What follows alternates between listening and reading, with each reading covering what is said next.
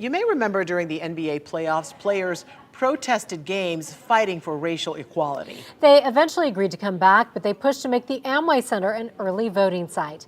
And over the weekend, there was a big march to the polls. News 6's Jerry Askin joins us now live from there. He's taking a look at the voter turnout. Jerry? Hey Lisa, hey ladies. Early voting here at the Amway saw up to the first 2 days, then it dropped over the weekend. Election officials say it may be due to a few things like more people voting by mail, but one Orlando City Commissioner told me the numbers now may not tell the whole story.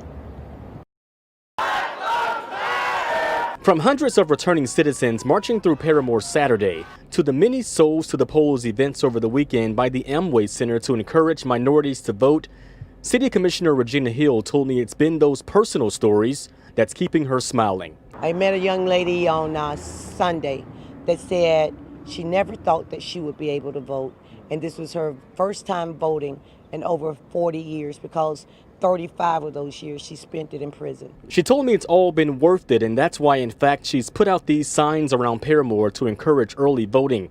Even though numbers here from the Orange County Supervisor of Elections website show early voting at the Amway Center was actually down this past weekend compared to numbers earlier in the week.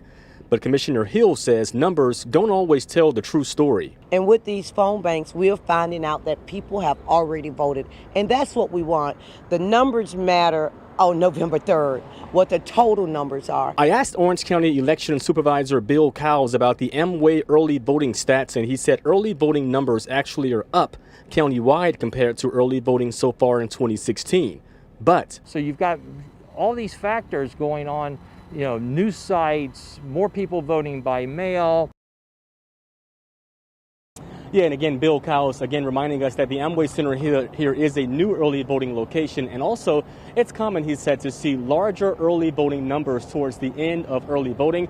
Commissioner Hill told me she plans to go door to door in Paramore to encourage more minorities to early vote.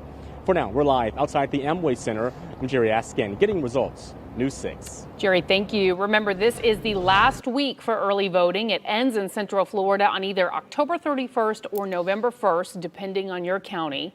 Election Day is on Tuesday, November 3rd. If you are mailing in your ballot, it must be at the Supervisor of Elections office no later than 7 p.m. on Election Day. Postmarks do not count. You can also hand deliver your mail-in ballot to a polling location to make sure it gets there on time. And we have all of this information as well as what's on the ballot in our News 6 voter guide on clickorlando.com/results2020.